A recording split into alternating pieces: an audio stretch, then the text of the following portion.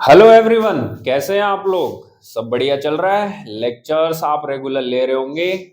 आपको लेक्चर हम प्रोवाइड करा देते हैं टाइम पे। आपका भी कर्तव्य बनता है कि लेक्चर्स को टाइम टू टाइम देखते रहें ताकि कॉन्सेप्ट आपके मिस नहीं हो, वरना वो कहते हैं आधा जल गगरी छलकत जाए। ठीक है, आधा भरा हुआ घड़ा छलकता जाता है, इसलिए पूरा ज्ञान लो, लेक्चर पूरे देखो। ठीक है, चलो हम आज का जो लेक्चर है बड़ा वो स्टार्ट करने वाले हैं। ठीक है, तो ध्यान से देखो। अभी तक जनरल प्रॉपर्टी चल रही थी अपने डी ब्लॉक एलिमेंट्स की। ठीक है, तो नेक्स्ट जो जनरल प्रॉपर्टी है डी ब्लॉक एलिमेंट की वो हम डिस्कस करने वाले हैं आज, फॉर्मेशन ऑफ इंटरस्टिशियल कंपाउंड। ठीक है, अब देखो, सबसे पहले हिंदी मीडियम वालों के लिए मैं कह देता हूं कि यहाँ इंटरस्टिशियल जो कंपाउंड है, इंटरस्टिशियल कंपाउंड का मतलब होता है अंतराकाशी यौगिक। उनका निर्माण करते हैं कौन? D block element. ठीक है, तो अंतराकाशी यौगिकों का निर्माण। अब हम ये समझते हैं कि इंटरस्टिशियल का मीन क्या होता है। तो अब ध्यान से देखो बेटा, मैं आपको बता देता हूं कि जब कोई भी एलिमेंट होता है, क्या होता है? कोई भी एलिमेंट होता है, उस एलिमेंट का जो एटम है, उस एलिमेंट का जो एटम है, जब वो लैटिस फॉर्म में जाता है या सॉलिड फॉर्म में जाता है, सॉलिड का मतलब है पार्ट, जो उसके एटम्स हैं वो आपस में क्या होते हैं? कंबाइन हो जाते हैं, सॉलिड फॉर्म में कन्वर्ट होता है। तो वो कई टाइप से अरेंज हो सकता है। कई टाइप से क्या हो सकता है? अरेंज। तो इधर ध्यान से देखना, जैसे मैं यहाँ पे अरेंजमेंट बता रहा हूँ आपको। जैसे ये कोई एलिमेंट है, उसका एटम है और उसके काफी सारे जो एटम्स हैं वो कुछ इस टाइप से क्या है? अरेंज है। कुछ इस टाइप से क्या है? अरेंज है। तो एक अरेंजमेंट तो ये हो गया। ठीक है, अब दूसरा अरेंजमेंट ऐसा भी हो सकता है। ध्यान से देखो, एलिमेंट्स जो हैं उनके जो एटम्स हैं वो इस टाइप से भी क्या हो सकता है? अरेंज। तो अरेंजमेंट जो है वो कई टाइप से हो सकता है, बट हमें क्या करना है वो ध्यान से देखो। ये देखो, जो एटम्स का अरेंजमेंट है, ठीक है, इस एटम्स, ये देखो ये एटम्स हैं और इनके अरेंजमेंट के बिटवीन आपको ये वैकेंट स्पेस दिख रहा होगा, ये वाला। बस इसी वैकेंट स्पेस को हम कहते हैं interstitial,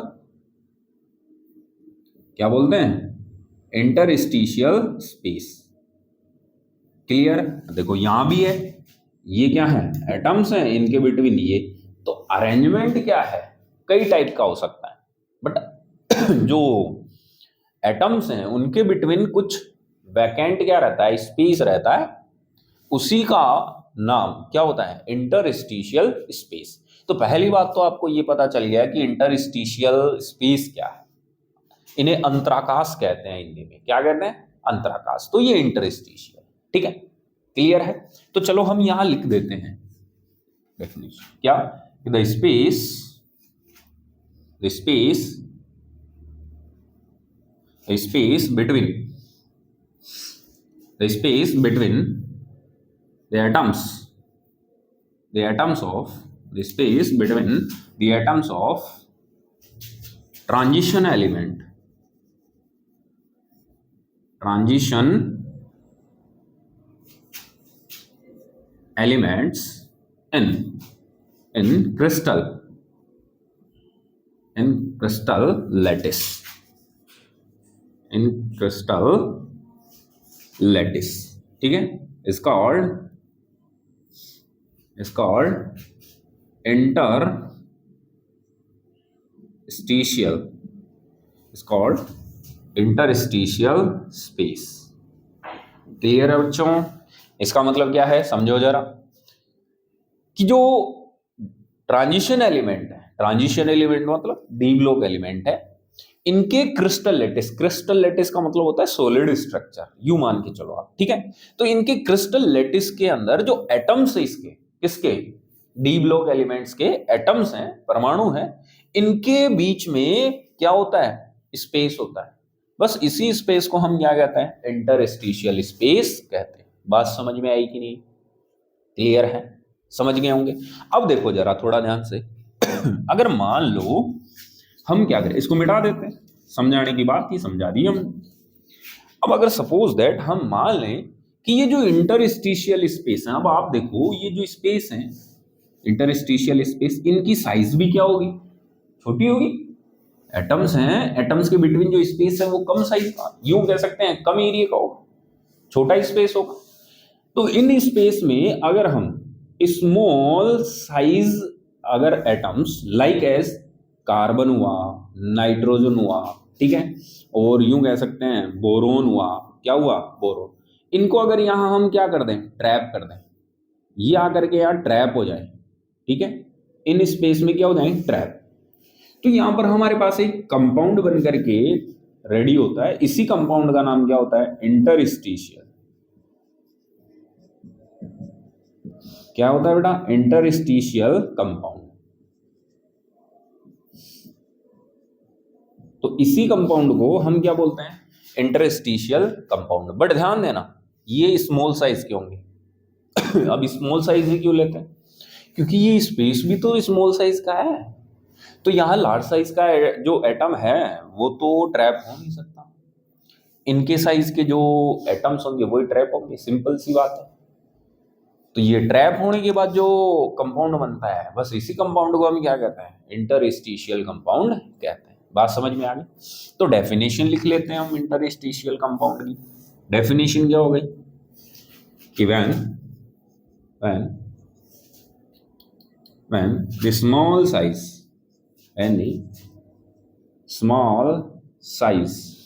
atoms,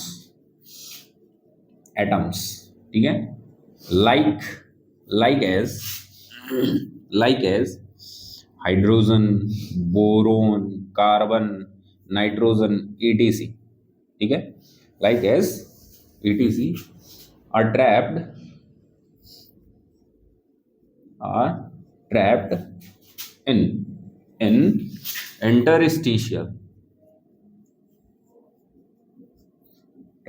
interstitial space, then the compound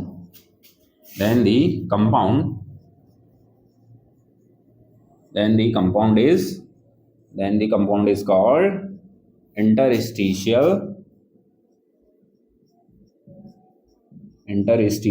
compound।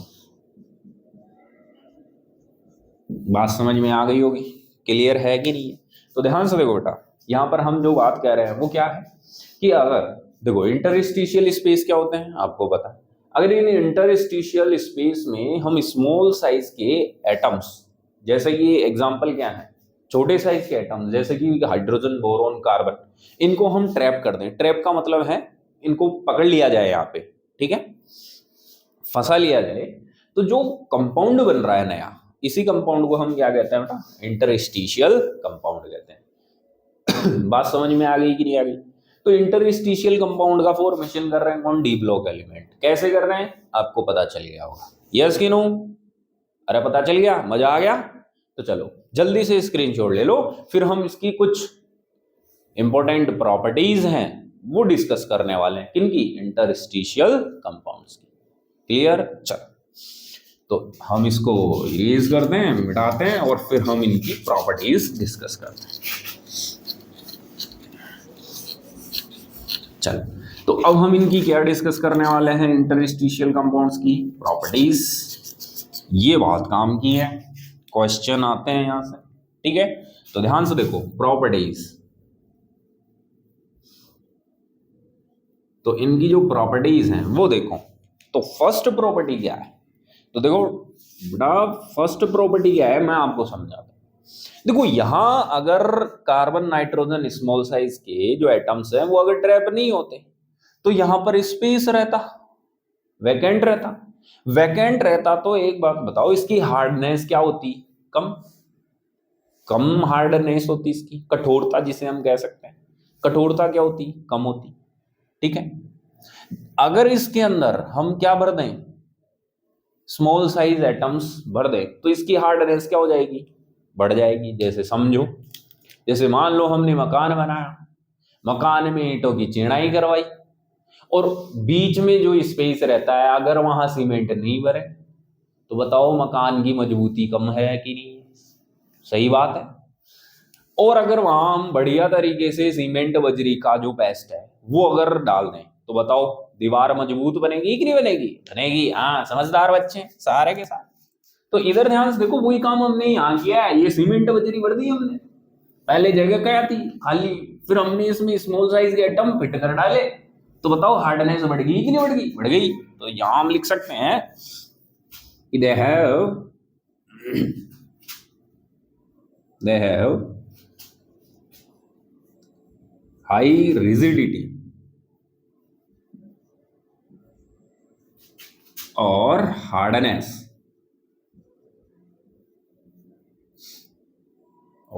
hardness than pure metal.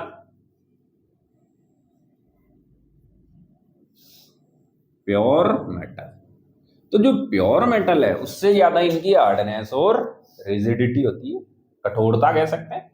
तो ये प्योर शुद्ध धातु से ज्यादा कठोर होता है, हार्डनेस होती है। समझ में आ गई होगी बात? हाँ बिल्कुल।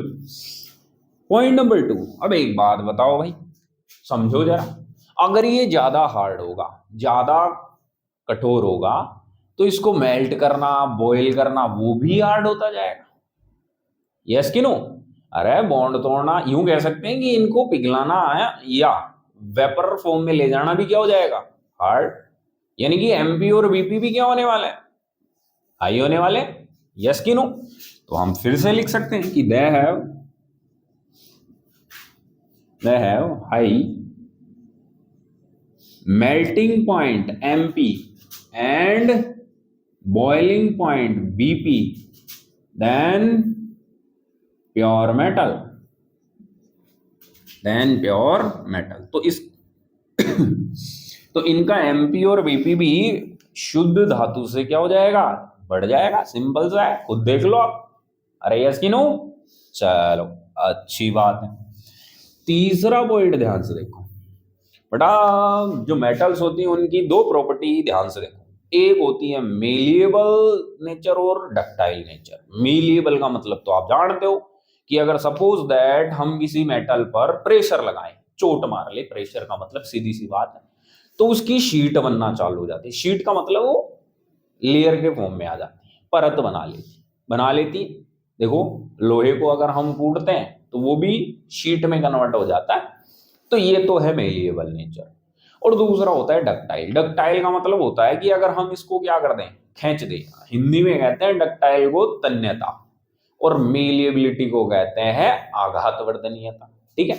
तो जो डक्टाइल नेचर है वो क्या है कि अगर हम मान लो मेटल को पकड़ के खींच ले तो उसके वायर बनाए जा सकते हैं। ठीक है? तो वायर का फॉर्मेशन करती है मेटल्स, तो ये होती है डक्टाइल नेचर।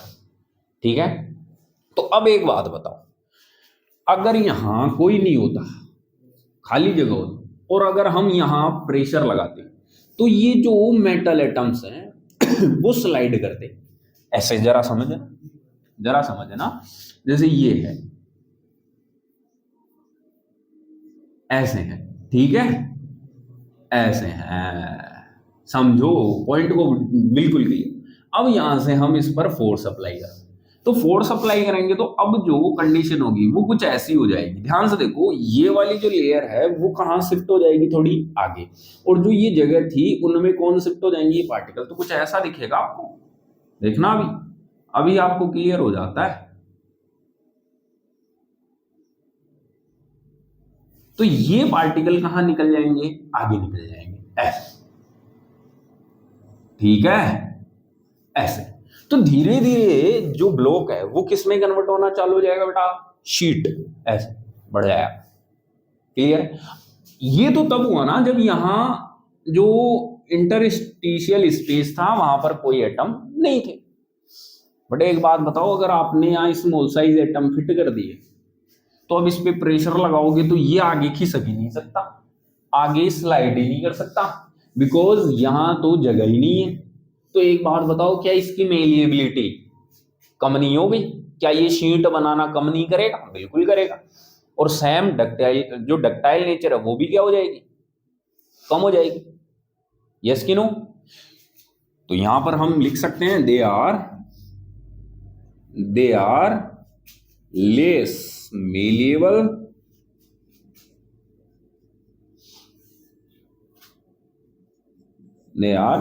मेलिएबल और ductile ductile than pure metal,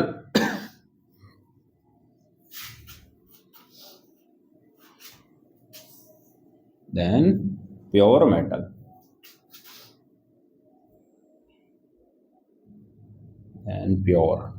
than pure metal.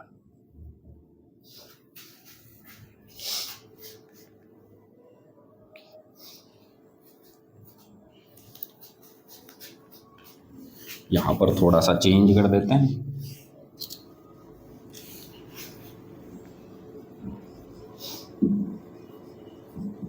यही है भाई, ठीक है। और डक्टाइल देन प्योर मेटल, तो ये हो गया। अगली प्रॉपर्टी देखो बेटा, ध्यान से देखना। तो ये 3 प्रॉपर्टी क्लियर हो गई। हम अगली बात करें तो ये केमिकली क्या होते हैं, इनर्ट होते हैं, ये कोई रिएक्शन नहीं करते हैं, ठीक है। तो they are chemically inert,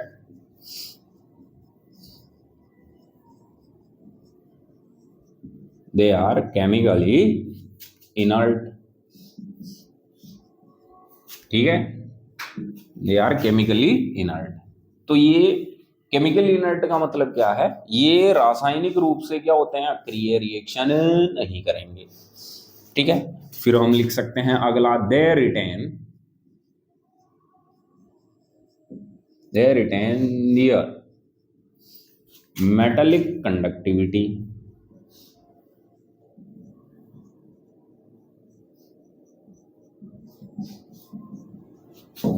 metallic conductivity का मतलब क्या है, ये अपनी धात्विक जो चालकता है, कौन सी चालकता भाई, धात्विक। जैसे इलेक्ट्रिक कंडक्टिविटी होती है, विद्युत चालकता, वैसे ही क्या होती है, मेटालिक कंडक्टिविटी, धात्विक चालकता, उसको मेंटेन रखते हैं, ठीक है, उसमें कोई कमी नहीं होती। कारण समझो क्यों, क्योंकि एक बात बताऊं, मेटल है, मेटल के पास कौन होते हैं, free electrons.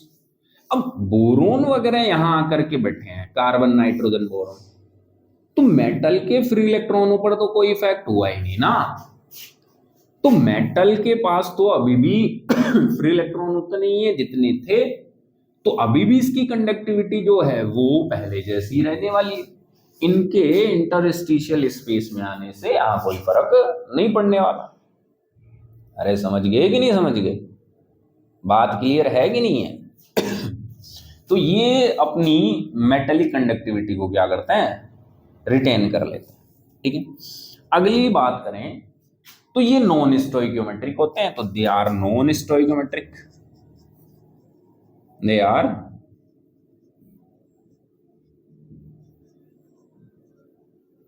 Non stoichiometric, they are non stoichiometric compound. आ गई बात समझ में, क्लियर है। जैसे अगर हम बात कर लें तो जैसे टाइटेनियम है और ये हाइड्रोजन है, तो ये 1.5 हो गया सपोज। तो देखो ये 1 है, ये 1.5 है, स्टोइकियोमेट्री 1.5 1.5। जैसे ये होता है TiH2, तो देखो इसकी स्टोइकियोमेट्री 2 और इसकी 1 पर ये नॉन स्टोइकियोमेट्री। और भी कई सारे एग्जाम्पल्स इसके हो सकते हैं, ठीक है बच्चों। तो ये जनरली जो इनकी प्रॉपर्टीज हैं मेनली वो हमने यहां डिस्कस कर लिया, clear. Melting point, boiling points क्या होते हैं इनके, हाई होते हैं, ये सब देख लो। ये केमिकली इनर्ट होते हैं, रिटेन करते हैं अपनी मेटलिक कंडक्टिविटी को, और नॉन स्टोइकियोमेट्रिक कंपाउंड होते हैं, क्लियर। तो ये बेटा क्या हो चुका है, इंटरस्टिशियल कंपाउंड अपने कंप्लीट हो चुके हैं। इंटरस्टिशियल कंपाउंड क्या होते हैं आपने देख लिया है, अच्छे से समझ लिया है, क्लियर है। चलो जल्दी से स्क्रीनशॉट लो, फिर हम आगे बढ़ते हैं, क्लियर है। चलो अगला पॉइंट ध्यान से देखो बेटा, अगला जो प्रॉपर्टी है अपनी, कौन सी, जनरल प्रॉपर्टी। इंटरस्टिशियल कंपाउंड हो चुका है कंप्लीट, ठीक है, वो है फॉर्मेशन ऑफ मेटल अलॉय, या डायरेक्ट लिख सकते हैं अलॉय फॉर्मेशन। अलॉय होती है क्या, मिश्र धातु। अलॉय क्या होती है भाई, मिश्र धातु। तो अब ये समझ लेते हैं कि ये क्या होता है, ठीक है। तो अगला है फॉर्मेशन ऑफ मेटल अलॉय। या अलॉय फॉर्मेशन। चलो, तो अगली जो प्रॉपर्टी है वो ध्यान से देखो बेटा, वो है अलॉय फॉर्मेशन। क्या है? Alloy formation. अब हम समझते हैं कि अलॉय फॉर्मेशन क्या है। देखो, पहली बात तो ये है कि बेटा अलॉय क्या होती है। पहली बात तो ये है कि ये अलॉय होते हैं मिश्र धातु। ठीक है, मिश्र धातुओं का नाम से काम चल रहा है कि धातुओं को हम क्या कर दें, मिश्रित कर दें, दो या दो से ज्यादा। तो जो नया कंपाउंड बनेगा वो क्या बनेगा, मिश्र धातु। पर ऐसे ही मिश्रित नहीं करना है, समझ में आई? तो एक्चुअल में मिश्र धातु होती क्या है, तो सुनो, पहले हम लिखते हैं फिर उसको समझते हैं। तो ध्यान से सुनना, in the homogeneous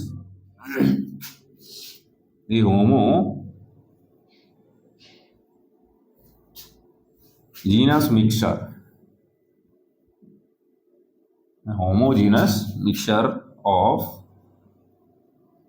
two or more than two या two or more metals, two or more metals, ठीक है। The homogeneous mixture of two or more than two या more metals is called metal alloy या alloy, metal alloy, ठीक है। तो दो या दो से ज्यादा, ठीक है, जो मेटल्स हैं, दो या दो से ज्यादा जो धातु हैं, मेटल्स हैं, उनका जो होमोजीनस मिक्सचर का मतलब होता है बेटा समांगी मिश्रण। समांगी मिश्रण का मतलब क्या होता है, ऐसा मिश्रण, ठीक है, जिसके हर एक भाग में जो कंपोनेंट्स हैं उनका जो डिस्ट्रीब्यूशन है वो यूनिफॉर्म होता है। यूनिफॉर्म का मतलब होता है एक समान। जैसे मैं एक एग्जांपल देता हूं, जैसे पानी में हमने चीनी क्या कर दी, मिक्स। अब पानी में चीनी मिक्स होने के बाद आप देखो जो मिक्सर बना है उसका टेस्ट सेम रहता है कि नहीं रहता? कंप्लीट डिजोल्व होने के बाद, घुलने के बाद, ना कहीं ज्यादा मीठा और ना कहीं कम मीठा। तो ये है होमोजीनस, जहां जो चीनी है, शुगर है, उसके पार्टिकल क्या है, सब जगह एक समान है, यूनिफॉर्म है। ऐसे मिक्सर को, मिश्रण को हम क्या बोलते हैं, होमोजीनस, समांगी मिश्रण बोलते हैं। और समांगी मिश्रण जो बन जाता है उसी को हम क्या बोलते हैं, मेटल अलॉय। अब अगर मान लो हेटेरोजीनस मिक्सर बनता, मान लो हेटेरोजीनस मिक्सर का मतलब क्या हुआ कि कंपोनेंट जो हमने मिक्स किए हैं वो सब जगह एक समान रूप, यूनिफॉर्मली डिस्ट्रीब्यूट नहीं होते, एक समान रूप से व्यवस्थित नहीं होते। तो देखो क्या होता है, मान लो आपने गोल्ड में इंप्योरिटी मिलाई, सोने में कॉपर को मिक्स किया। देखो गोल्ड का और कॉपर का कलर थोड़ा सा अलग अलग होता है, दिखने को दोनों ही पीले पीले दिखते हैं, पर थोड़ा डिफरेंस होता है। अब मान लो हमने मिक्स किया, और मिक्स करने के बाद अगर एक हिस्से में कॉपर ज्यादा और एक हिस्से में गोल्ड ज्यादा हो जाए, हेटेरोजीनस का मतलब तो असमान हो गया, तो कहीं कॉपर ज्यादा होगा और कहीं गोल्ड ज्यादा, तो वहां पर क्लियर अपने को ये दिख जाएगा कि यहां तो इसमें क्या है, मिक्सिंग की गई है और चोरी पकड़ी जाएगी अपनी, जो आजकल ठगी का शिकार हो रहा है। क्यों? कॉपर का कलर तो दिख जाएगा अलग और गोल्ड का कलर अलग दिख जाएगा, तो वहां पकड़ लेगा। पर अगर वही होमोजीनस मिक्सर करते कि कॉपर हर जगह क्या हो सेम, तो सारा कलर एक जैसा ही दिखेगा, ना कहीं अलग नहीं। तो इसे हम बोलते हैं होमोजीनस मिक्सर। बात समझ में आ गई होगी? चलो, तो होमोजीनस मिक्सर को ही हम क्या बोलते हैं, मेटल अलॉय बोलते हैं, ठीक है। अब ध्यान से देखो, मेन बात क्या है, मेन बात ये है, क्या हर कोई मेटल एक दूसरे में मिक्स होकर के मेटल अलॉय बना लेगी क्या? जैसे हमने कोई भी मेटल उठाई, इधर से कोई भी मेटल उठाई और दोनों को मिक्स कर दिया और ये लो सा मेटल अलॉय बना दिया, ऐसा नहीं है। मेटल अलॉय फॉर्मेशन करने के लिए जो भी आप मेटल मिक्स कर रहे हो, इनके साइज में डिफरेंस जो है वो 15% से कम होना चाहिए। यानी कि आपने जैसे कॉपर लिया और एक तरफ जिंक लिया है, ठीक है, तो इन दोनों की जो साइज है कॉपर और जिंक की, इन दोनों को साइज जो है उस साइज का डिफरेंस 15%, 15% से क्या होना चाहिए, कम, तभी क्या बना सकती हैं ये अलॉय। ऐसे नहीं एक बहुत छोटी ले ली एक बहुत बड़ी, वरना वहां भी फिर क्लियर क्या हो जाता है, डिफरेंस आ जाता है। इसलिए साइज डिफरेंस क्या होना चाहिए, 15%, 15% से क्या होना चाहिए, कम होना चाहिए। ठीक है, तो यहां हम लिख सकते हैं the size difference the size difference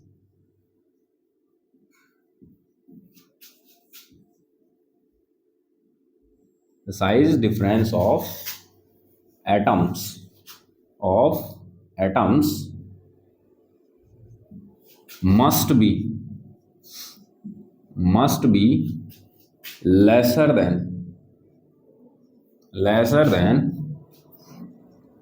15%. The size difference of atoms must be lesser than 15% to form alloy या मेटल अलॉय, एक ही बात है। ठीक है, टू फॉर्म अलॉय। तो अलॉय बनाने के लिए जो आप मेटल्स या एलिमेंट्स आप ले रहे हो उनका साइज डिफरेंस क्या होना चाहिए, 15% से कम होना चाहिए, तभी वो क्या बनाएंगी, अलॉय बनाएंगी, अदरवाइज अलॉय नहीं बनेगा। आगे बात समझ में clear.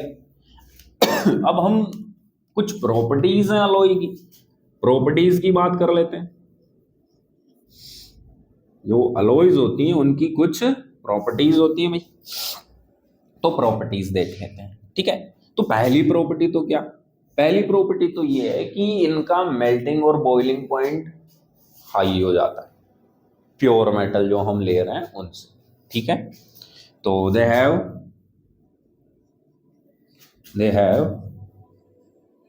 High MP and BP than pure metal.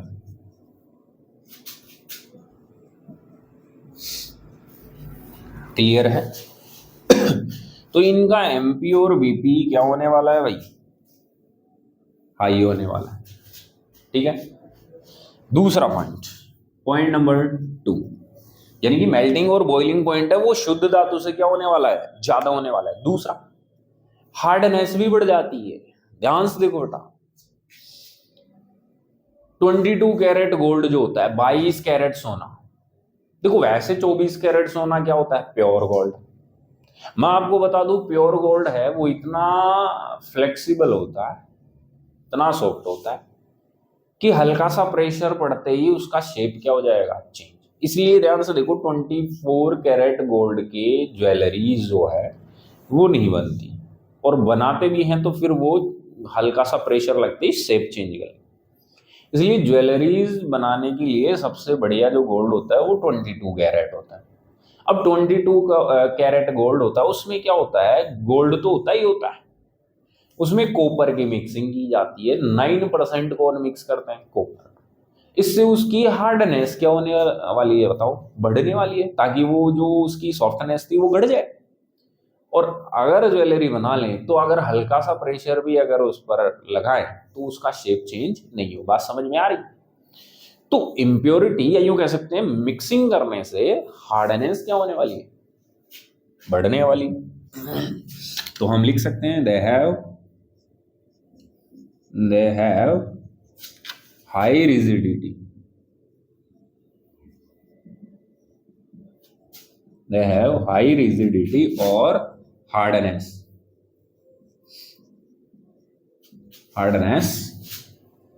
than pure metal।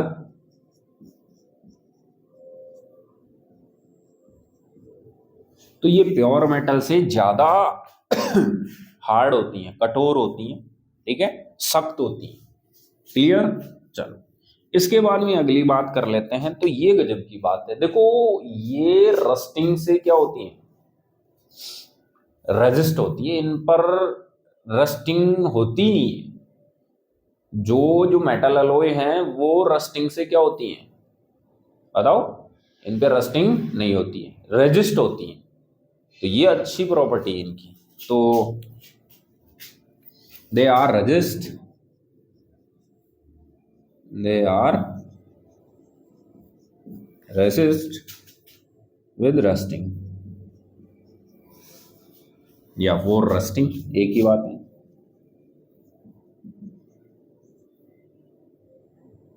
ठीक है, तो ये रेजिस्ट होती हैं, तो इन पर रस्टिंग नहीं होती। ठीक है, चलो, तो ये बेटा अलॉय जो फॉर्मेशन है उसकी खास बातें होंगी। ठीक है, ये अलॉय हो क्लियर। अलॉय की खास बातें क्या है आपने देख लिया, क्लियर, कोई दिक्कत नहीं। जल्दी से स्क्रीनशॉट ले लो, फिर हम आगे चलने वाले हैं। ठीक है, ले लिया, तो आगे देख लेते हैं। अब हम कुछ जो अलॉयज हैं एग्जाम्पल्स देख लेते हैं, एग्जाम्स में भी आ चुके हैं वो।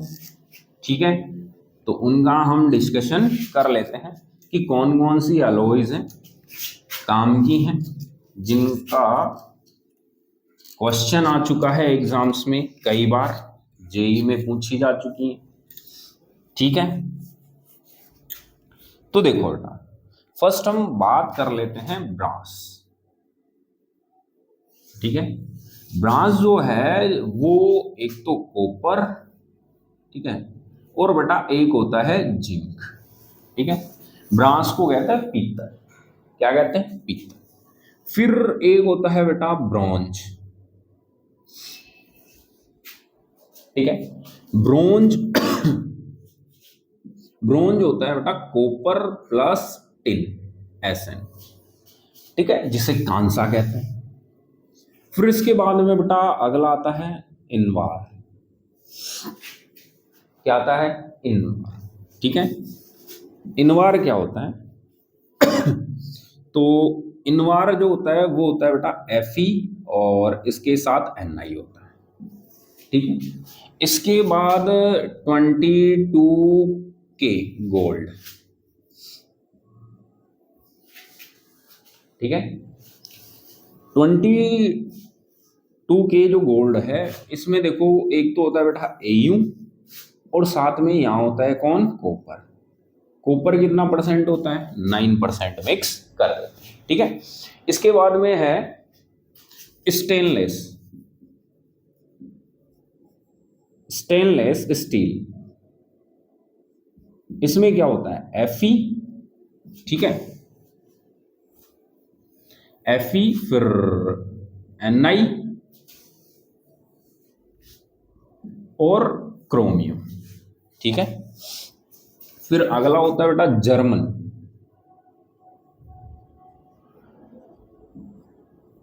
German silver.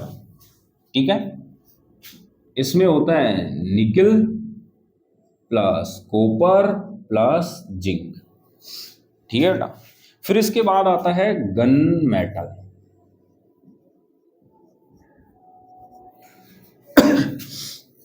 गन मेटल में यहां टिन होता है, कॉपर होता है और यहां जिंक होता है। ठीक है, ये कुछ जो है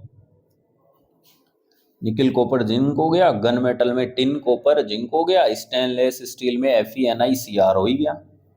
ठीक है, और एक बेल मेटल आती है, एक क्या आती है, बेल मेटल। बेल मेटल कुछ नहीं, कॉपर और टिन ही होता है, उसमें भी क्या होता है, कॉपर और टिन। तो ये कुछ इंपॉर्टेंट जो अलॉयज हैं, ठीक है, वो हम देख चुके हैं। ठीक है, जल्दी से आप स्क्रीनशॉट ले लो, फिर हम आगे बढ़ जाते हैं। ठीक है, चलो, तो बेटा ये अलॉय फॉर्मेशन भी यहाँ क्या हो चुका है, कंप्लीट। देखो यहाँ से पूछे जा चुके हैं, जर्मन सिल्वर पूछा जा चुका है, गन मेटल आ चुका है, आगे बात समझ में, स्टेनलेस स्टील पूछा जा चुका है, और भी कई सारे जो हैं जो मेटल अलॉयज हैं वो पूछी जा सकती है। ठीक है, चलो इसको मिटा देते हैं। तो दो जनरल प्रॉपर्टीज आज हमने कंप्लीट कर ली हैं। इसके बाद हम अगली जो प्रॉपर्टीज हैं उस पे चल लेते हैं। ठीक है, अगली प्रॉपर्टी है वो है स्टैंडर्ड इलेक्ट्रोड पोटेंशियल। ध्यान से देखना बेटा, स्टैंडर्ड इलेक्ट्रोड पोटेंशियल। ठीक है, जिसे हम ई से डिनोट करते हैं। किससे? ई, और नोट लगा देते हैं। स्टैंडर्ड है तो क्या लगाएंगे? नोट। ठीक है, चलो ये बहुत काम का पॉइंट है और जनरली बहुत ही कम लोगों की ये समझ में भी आता है, बट आपको देखो डिटेल से हम समझाएंगे आज। ठीक है, तो ध्यान से देखो। सबसे पहले इलेक्ट्रोड पोटेंशियल होता क्या है वो समझते हैं, फिर हम बात करेंगे स्टैंडर्ड इलेक्ट्रोड पोटेंशियल की। क्लियर है? तो ध्यान से देखो बेटा, अगर सपोज दैट आप किसी मेटल रोड को, ये मेटल की रोड है, ठीक है, ये एम मेटल की रोड है, अगर इसको आप इसी मेटल के solution m plus x, solution में कौन होंगे? m plus x. अभी देखो मैं एक एग्जांपल देता हूं, m प्लस एक्स। ठीक है, इसी मेटल के जो सॉल्यूशन है उस सॉल्यूशन में क्या कर दोगे? डुबो दोगे। जैसे अगर मैं कहता कि ये रोड किसकी है? Zn की, और इसके चारों ओर जो सॉल्यूशन भरा है वो किसका है? ZnSO4 का। तो ZnSO4 में Zn क्या होगा? +2। बोलो हाँ कि ना? तो एक बात बताओ, मेटल m प्लस एक्स हो गया, यहाँ Zn+2 है तो यहाँ m प्लस एक्स लिख दिया हमने, पर आयनिक फॉर्म में तो है ही। अरे यस कि नो? समझ में आ गई? तो अब देखते हैं हम क्या करते हैं कि जब किसी मेटल रोड को उसी मेटल के सॉल्यूशन विलियन में क्या कर देते हैं? डिप कर देते हैं। ठीक है, तो होगा क्या? दो काम हो सकते हैं, या तो ये रोड है वो किस में कन्वर्ट होने लग जाएगी? मेटल आइंस में। ध्यान से देखो, तो यहाँ कौन सा प्रोसेस होगा? m जो है सॉलिड वो किस में जाना स्टार्ट हो जाएगा भाई? m प्लस एक्स, और ये कौन सा सॉल्यूशन है? एक्वस में। और कितने इलेक्ट्रॉन लूज करेगा भाई? x electron. भाई जैसे Zn है वो Zn+2 में गया है तो कितने इलेक्ट्रॉन लूज किए? 2। तो ये जो चार्ज आया वो उतने तो इलेक्ट्रॉन लूज किए, तो यहाँ x आया तो x इलेक्ट्रॉन लूज किए। सिंपल है। तो एक बात बताओ बेटा, धीरे धीरे ये जो मेटल है वो पतली होती जाएगी रोड, बोलो हाँ कि ना? और यहां ध्यान से देखो, इलेक्ट्रॉन डोनेट किए जा रहे हैं, तो इस रोड पर कौन इकट्ठे हो जाएंगे? इलेक्ट्रोड इकट्ठे हो जाएंगे। क्या? बोलो बिल्कुल सही बात, क्योंकि ये प्रोसेस हो कहाँ रहा है? मेटल रोड पे। मेटल इधर जा रही है तो इलेक्ट्रॉन यहाँ होंगे। और एक दूसरी बात ये देखो कि ये मेटल रोड कैसी हो गई? नेगेटिव इलेक्ट्रॉनों की वजह से। और अब देखो, ये अगर सॉल्यूशन में उतर के जा रहे हैं तो सॉल्यूशन में किन आयनों का नंबर, किन आयनों की संख्या बढ़ रही है? प्लस वालों की, m प्लस एक्स। तो बताओ ये सॉल्यूशन कैसा बन जाएगा? पॉजिटिव। बोलो बात समझ में आई कि नहीं आई? बात समझ में आ गई? चलो, तो यहां देखो सॉल्यूशन बन गया पॉजिटिव, रोड बन गई नेगेटिव। तो आपने कैपेसिटर सुना होगा, एक तरफ पॉजिटिव प्लेट होती है, एक तरफ नेगेटिव प्लेट होती है। बोलो हाँ कि ना? और जब चार्ज सेपरेट हो गए, एक तरफ पॉजिटिव एक तरफ नेगेटिव, तो यहाँ पोटेंशियल उत्पन्न होता है, डेवलप होता है, यानी कि एक विभव उत्पन्न होगा कि नहीं होगा? पोटेंशियल डेवलप होगा कि नहीं होगा? तो बताओ यहाँ भी तो पोटेंशियल डेवलप होगा। रोड बन गई नेगेटिव, सॉल्यूशन बन गया पॉजिटिव, तो चार्ज सेपरेट हो गए, तो सॉल्यूशन और इलेक्ट्रोड के बिटवीन एक पोटेंशियल क्या होने वाला है? डेवलप होने वाला है। बस उसी पोटेंशियल को हम इस इलेक्ट्रोड का क्या कहेंगे? पोटेंशियल। तो इलेक्ट्रोड पोटेंशियल तो समझ में आ गया, ये रहा। क्लियर है? अब इसका उल्टा भी हो सकता था क्या, कि ये इस पर डिपॉजिट भी हो सकते थे, उतर भी सकते हैं, दोनों काम हो सकते हैं। क्लियर? बट आपको समझाना था कि इलेक्ट्रोड पोटेंशियल होता क्या है। बात समझ में आ गई? क्लियर है कि नहीं है? चलो, यहां तक की बातें कंप्लीट हो गई। तो इसी पोटेंशियल को हम क्या कहते हैं? इलेक्ट्रोड। अब बात हो रही है स्टैंडर्ड मानक इलेक्ट्रोड विभव की। तो इलेक्ट्रोड पोटेंशियल क्या है वो तो समझ आया। अब मानक का मतलब, स्टैंडर्ड का मतलब क्या है कि यहां अगर हम स्टैंडर्ड कंडीशन ले ले, स्टैंडर्ड कंडीशन। स्टैंडर्ड कंडीशन कौन सी होती है? देखो बेटा, टेम्परेचर जो है वो हम मान ले 290 एट केल्विन यानी कि 25 डिग्री सेल्सियस। प्रेशर हम 180 एम लेके चल ले, और जो कॉन्सेंट्रेशन है यहाँ C वो हम 1 कैपिटल M ले लें। तो इन कंडीशन में जो इस इलेक्ट्रोड का पोटेंशियल हम कैलकुलेट करेंगे आएगा, बस उसी को हम क्या कहते हैं? स्टैंडर्ड इलेक्ट्रोड पोटेंशियल कहते हैं। यहां तक की बातें समझ में आ गई होगी, बहुत इजी तरीके से समझा है कि इलेक्ट्रोड पोटेंशियल होता क्या है। ये वैसे इलेक्ट्रोकेमिस्ट्री की बातें हैं, वहां भी हम करने वाले, पर अभी इतना सा पता चल गया कि इलेक्ट्रोड पर नेगेटिव सॉल्यूशन पॉजिटिव होने से 4 सेपरेट हुए, एक पोटेंशियल डेवलप हो गया, इसी को हम इलेक्ट्रोड पोटेंशियल कहते हैं। ठीक है, चलो अब हम बात कर लेते हैं कि ये जो इलेक्ट्रोड पोटेंशियल है वो किसके बारे में बताता है, क्या डिफाइन करता है।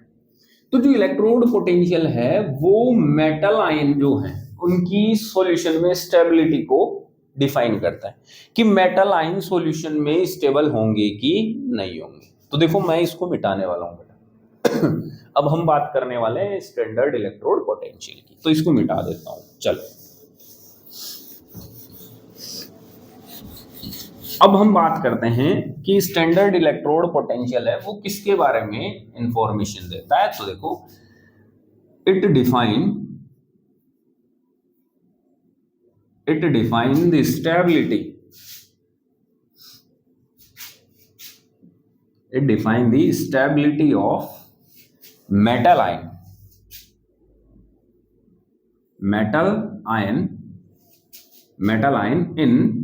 in the solution। तो ध्यान से देखो बेटा, सॉल्यूशन में ये मेटल आयनों की स्टेबिलिटी को क्या करेगा? डिफाइन करेगा कि मेटल आयन स्टेबल है कि नहीं है। समझ गए? चलो, तो ये पॉइंट हो गया क्लियर। अब हम अगली बात कर लेते हैं कि अगर हमें स्टैंडर्ड इलेक्ट्रोड पोटेंशियल कैलकुलेट करना है तो हमें 3 टाइप की एनर्जीज का क्या होता है? रिक्वायरमेंट होता है। ठीक है, तो यहां हम लिख सकते हैं the three types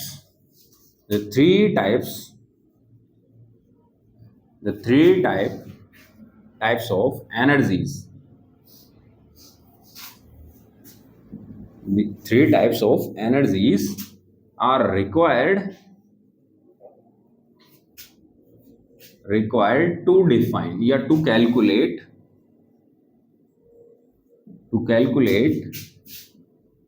the electrode potential. ठीक है, तो अब इसका मतलब समझ लो, इलेक्ट्रोड पोटेंशियल, इलेक्ट्रोड विभव है, उसको कैलकुलेट करने के लिए हमें कितने टाइप की एनर्जीज का रिक्वायरमेंट है बेटा? 3 टाइप की एनर्जी, मतलब ऊर्जाओं की क्या है? आवश्यकता है। कौन कौन सी है? एक एक को मैं समझाने वाला हूं। ठीक है, फर्स्ट जो एनर्जी ध्यान से देखते रहना, फर्स्ट जो एनर्जी है बेटा वो है सब्लिमेशन एनर्जी।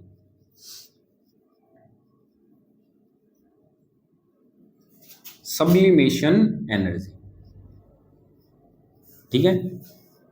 सब्लिमेशन एनर्जी का मतलब होता है ऊर्ध्वपातन ऊर्जा, ठीक है। तो यहां हम लिख सकते हैं डेल एच सब्लिमेशन, ठीक है। ऊर्ध्वपातन ऊर्जा देखो, ऊर्ध्वपातन ऊर्जा होती क्या है? ऊर्ध्वपातन ऊर्जा होती है किसी मेटल को या किसी भी सबस्टांस को सॉलिड से सीधे किस में बदल दें?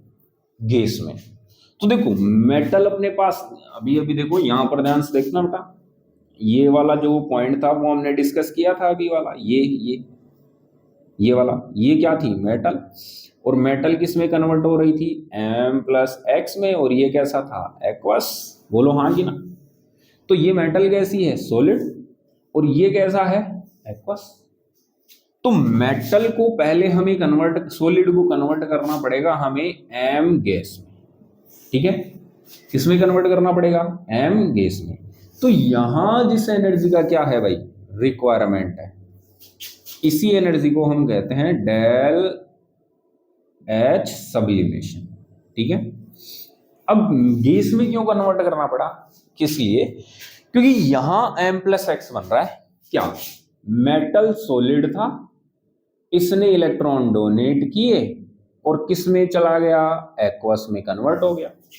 पर ध्यान से देखो, इलेक्ट्रॉन डोनेट कहां से होते हैं, सॉलिड से नहीं होते, गैसियस एटम से होते हैं। अगर आपको इलेक्ट्रॉन रिलीज कराना है तो कहां से करा सकते हैं हम, गैसियस और आइसोलेट, विलगित होना चाहिए और गैसीय अवस्था में होना चाहिए, तो वहां से हम इलेक्ट्रॉन क्या कर सकते हैं, निकाल सकते हैं। तो देखो मेटल सॉलिड थी, फिर कन्वर्ट हुई किसमें, एक्वस में। इसका मतलब पहले सॉलिड से इसको वो हमने कन्वर्ट किया किसमें, गैस में। क्लियर? तो इसके लिए जो रिक्वायर्ड एनर्जी है, ठीक है, वो कौन सी एनर्जी है, डेल सब्लिमेशन एच, ऊर्ध्वपातन ऊर्जा हो गई, सॉलिड से सीधे किसमें बदल लिया, गैस में। पहला। बड़ा दूसरी जो एनर्जी है सेकंड, वो होती है आयोनाइजेशन एनर्जी। कौन सी होती है, आयोनाइजेशन एनर्जी, इसे हम बोलते हैं क्या, आई ई। अब आयोनाइजेशन एनर्जी का रिक्वायरमेंट क्यों हुआ, तो ध्यान से देखो, हमने मेटल को सॉलिड से किस में कन्वर्ट किया है, गैस में। अब हमें क्या करना है, आयन बनाना है। आयन बनाने का मतलब इलेक्ट्रॉन रिमूव करना है, और इलेक्ट्रॉन रिमूव करने के लिए रिक्वायर्ड एनर्जी क्या होती है, आयोनाइजेशन। आउटर सेल से एक इलेक्ट्रॉन हटाने के लिए आवश्यक रिक्वायर्ड एनर्जी, आवश्यक ऊर्जा क्या होती है, आयोनाइजेशन एनर्जी। तो हमें दूसरी एनर्जी क्या चाहिए, आयोनाइजेशन। क्यों? क्योंकि अब उसको आयनिक फॉर्म में कन्वर्ट करना है, तो हमें एनर्जी चाहिए। तो ध्यान से देखो बेटा, एम जो गैसियस एटम है, मेटल जो गैस है, इसको हम किस में कन्वर्ट करेंगे, एम प्लस एक्स में, ठीक है। और अभी ये क्या रहेगा, गैसियस, क्योंकि यहां से इलेक्ट्रॉन निकाल के आयन में तो कन्वर्ट करना है। तो यहां भी क्या है, एनर्जी का रिक्वायरमेंट है। इसी एनर्जी को हम क्या कहते हैं, आयोनाइजेशन एनर्जी, ठीक है। तो सेकंड एनर्जी क्या हो गई, आयोनाइजेशन एनर्जी। क्लियर है? देखो एक एक फंडा देखते जाओ, अगर क्लियर ना हो तो मेरे को कहना आज, ठीक है। दूसरा कौन सी एनर्जी चाहिए, आयोनाइजेशन। कंप्लीट हो गया। क्यों चाहिए, क्योंकि गैस से हमें आयनिक फॉर्म में कन्वर्ट करना है। थर्ड एनर्जी जो हमें चाहिए, कौन सी एनर्जी बेटा, थर्ड एनर्जी जो हमें चाहिए वो है बेटा hydration energy. Hydration energy, del H Y D H. अब हाइड्रेशन एनर्जी क्यों चाहिए, अब एक बात बताओ, ये गैसियस है जबकि ये कैसा है, एक्वस। तो एक बात बताओ, जब गैसियस आयन को हम वाटर में ऐड करेंगे तो हाइड्रेशन एनर्जी हमने पढ़ा है क्या, कि जब किसी आयन को प्लेस कर दे, रख दे किसी किसमें, वाटर में, तो वाटर के मॉलिक्यूल उसके चारों ओर क्या हो जाएंगे, आकर के क्या हो जाएंगे, अट्रैक्शन शो करेंगे, और अट्रैक्शन शो करने से एनर्जी निकलेगी। तो यहां भी वही तो काम हो रहा है। अब एम जो गैसियस था, एम प्लस एक्स, अब वो किस में जाएगा, वाटर में। और वाटर में जाएगा तो बताओ, वाटर मॉलिक्यूल इसके अराउंड आकर के क्या होंगे, इकट्ठे, और वहां अट्रैक्शन शो करेंगे और एनर्जी क्या होगी, निकलेगी। तब जाकर के ये मेटल आयन एक्वस में क्या हो पाएगा, स्टेबल, तभी तो एक्वस बन पाएगा। यस कि नो, बात क्लियर हो रही। तो यहां पे हम लिख सकते हैं क्या, यहां हम लिख सकते हैं क्या, कि जो m प्लस एक्स जो गैसियस था, इसको हमने किस में डाल दिया भाई, H2O। तो एक बात बताओ, m प्लस एक्स है वो क्या हो गया, एक्वस। यस कि नो। और यहां इस कंडीशन में यहां एनर्जी क्या होती है भाई, निकलती है, और इस निकलने लिबरेट होती है, इसी एनर्जी को हम क्या बोल रहे हैं, del H Y D H. तो यहां एनर्जी क्या हो रही है, निकल रही है, तो del H Y D H, ठीक है। तो अब समझो स्टेबिलिटी कैसे, देखो ये दोनों हमें देनी पड़ रही है और ये एनर्जी निकल रही है। अगर सोचो कि देखो ये खर्चा हो रहा है, यूं समझ के चलो, ये क्या हो रहा है बेटा, खर्चा, और ये हमें हो रहा है फायदा। निकल रहा है मतलब मिल रही है, देनी पड़ रही है मतलब खर्चा हो रहा है। तो आप खुद सोचो कि अगर खर्चा कम करना पड़े और फायदा ज्यादा मिले, तो ये तो प्रॉफिट का काम है।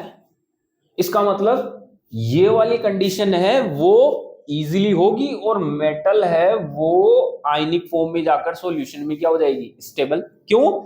क्योंकि खर्चा कम करना पड़ रहा है, इस कंडीशन से इस कंडीशन में जाने पर फायदा ज्यादा मिल रहा है, तो ये वाला काम तो होगा भाई, खर्चा कम करना पड़ा और फायदा ज्यादा मिल गया, तो ये इधर से कहां जाना चाहेगा, एक्वस में जाना चाहेगा और स्टेबल हो जाएगा। क्यों? एक्वस कंडीशन में जाने से ज्यादा एनर्जी। अगर इसका उल्टा होता कि खर्चा तो ज्यादा करें और यहां से एनर्जी मिले कम, खर्चा ज्यादा हो गया और फायदा हो गया कम, तो ये वाला काम होगा ही नहीं। यानी कि यूं कह सकते हैं उस कंडीशन में मेटल जो आयन है वो एक्वस सॉल्यूशन में स्टेबल होगा ही नहीं। जबकि अगर यहां ये कम एनर्जी और ये अगर ज्यादा एनर्जी निकले, भाई फायदा हो गया, तो ये काम हो जाएगा। बात समझ आई? तो इन तीन एनर्जी से हम क्या फाइंड कर सकते हैं? इलेक्ट्रोड पोटेंशियल क्या कर सकते हैं भाई? फाइंड कर सकते हैं। क्लियर है कि नहीं है? समझ में आ गई होगी। तो ये तीनों एनर्जीज बहुत काम की। जल्दी से आप इसका स्क्रीनशॉट ले लो बेटा, फिर हम थोड़ा सा आगे और बढ़ लेते हैं। ले लिया? चल, अब ये तो हो गया स्टैंडर्ड इलेक्ट्रोड पोटेंशियल। अब हम बात कर लेते हैं इसके टाइप्स की, कि ये जो स्टैंडर्ड इलेक्ट्रोड पोटेंशियल होता है ये कितने टाइप का होता है। ठीक है, तो आ जाओ टाइप्स देख लेते हैं, फटाफट से देख लो। तो बेटा स्टैंडर्ड इलेक्ट्रोड पोटेंशियल या इलेक्ट्रोड पोटेंशियल की बात करें तो बेसिकली दो टाइप का है। कितने टाइप का है? दो। देखो दो टाइप कौन कौन से? तो यहां हम लिख सकते हैं types, types of electrode potential, types of electrode potential. ठीक है, तो बेसिकली कितने टाइप के होते हैं? दो टाइप के। फर्स्ट जो होता है वो होता है रिडक्शन पोटेंशियल, रिडक्शन पोटेंशियल।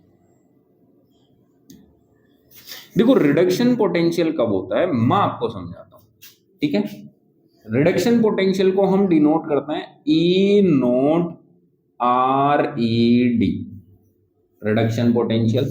या इसको हम ऐसे भी लिख सकते हैं कि E naught M plus X to M, यहां एक्वस और यहां सॉलिड।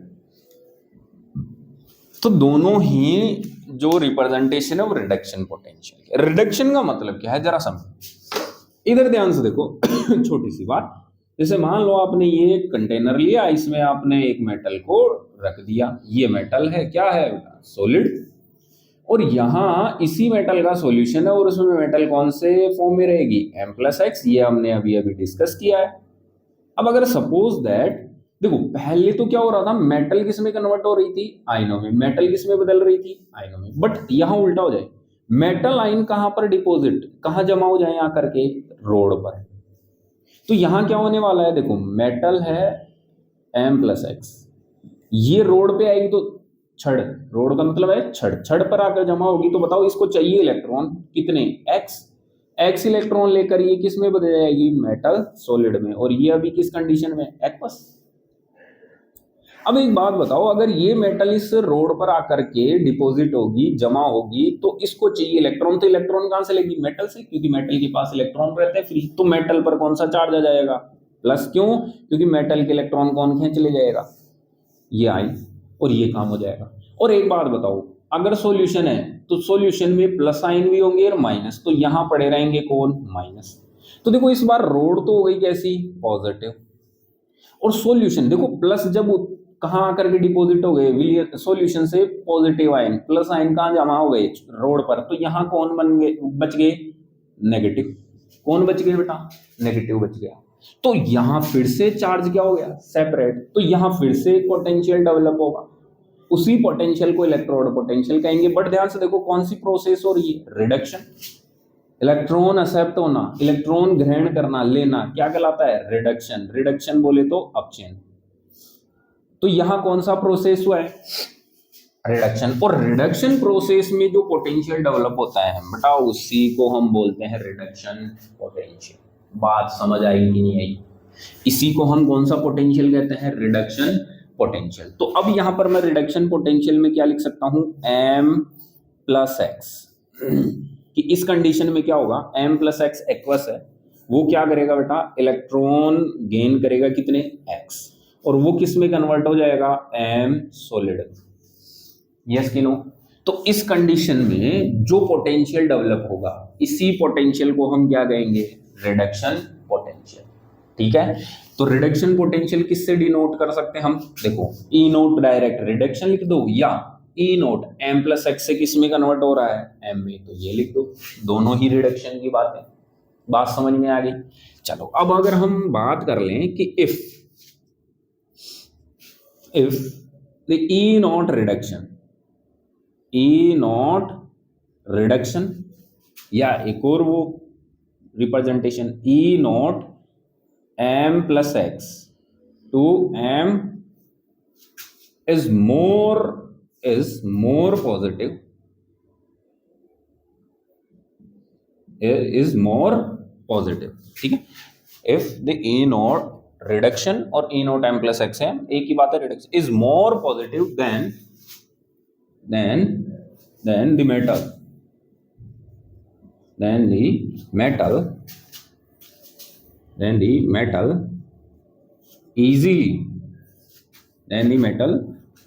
easily, या यूं कह सके, then the metal will undergo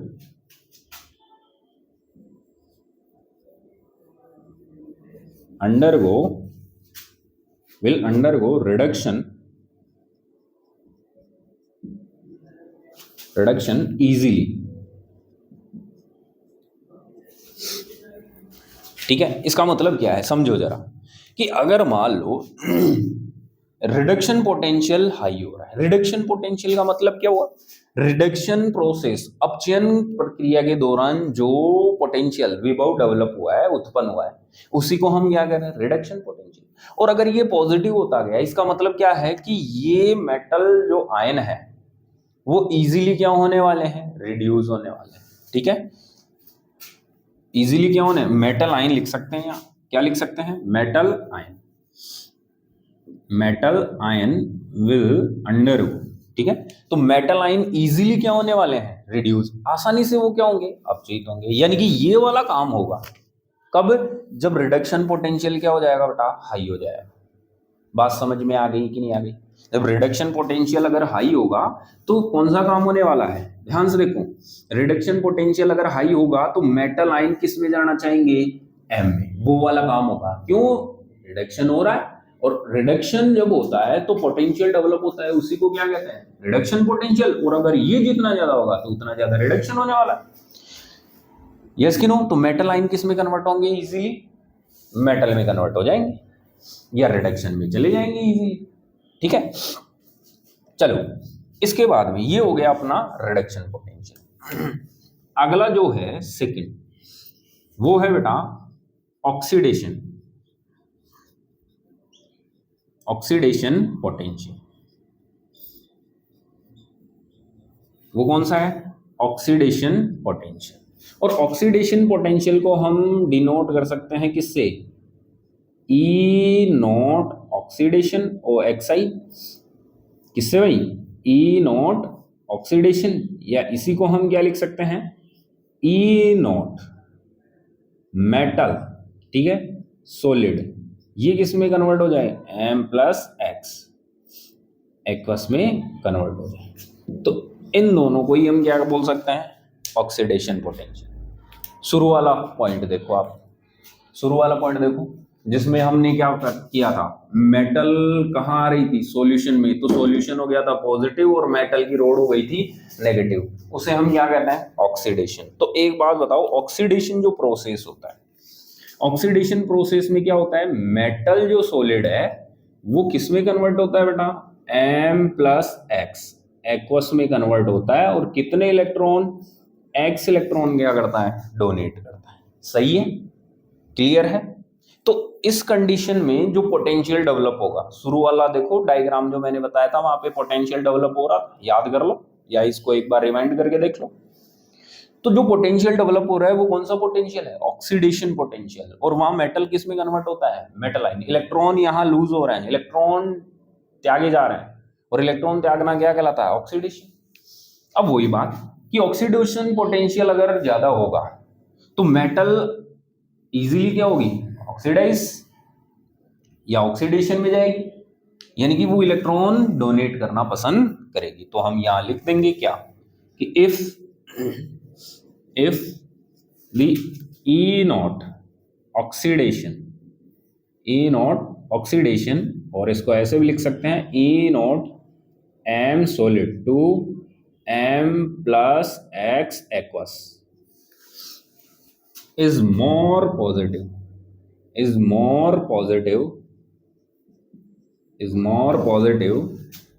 than the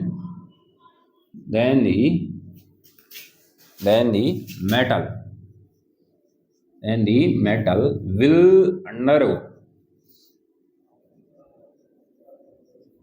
undergo oxidation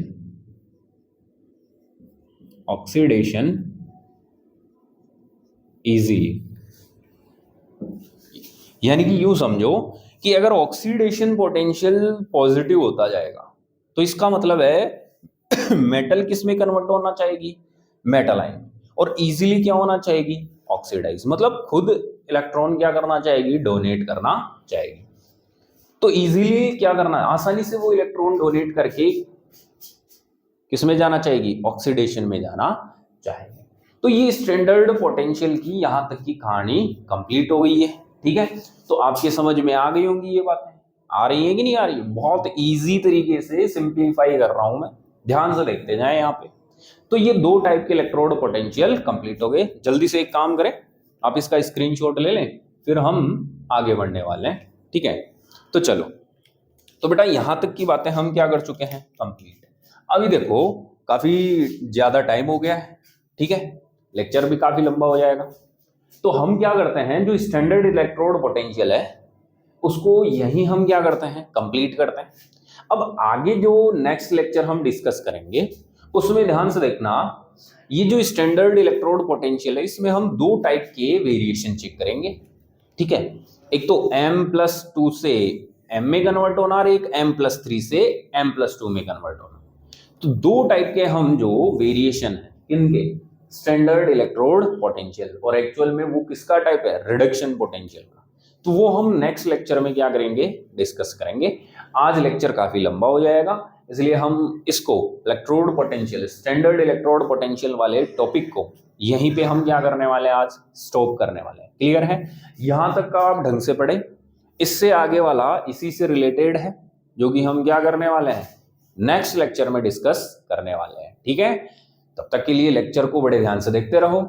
और मोरल ड्यूटी अपनी, देखो चीजें अच्छे से समझ आ रही हैं तो देखो बेटा, लाइक करने में कोताही नहीं, सब्सक्राइब तो करना ही करना है, बेल आइकन को दबा के रखें ताकि जल्द से जल्द आपके पास नोटिफिकेशन पहुंच जाए। ठीक है, बाकी शेयर करना नहीं भूलना है, अपने दोस्तों को भी भेजना है ताकि वो अच्छा मैटर और अच्छा एक्सप्लेनेशन ले सकें। ठीक है, ओके, तो फिर हम मिलते हैं नेक्स्ट लेक्चर में। तब तक के लिए मस्त रहो, खुश रहो, बाय, टेक केयर बच्चों।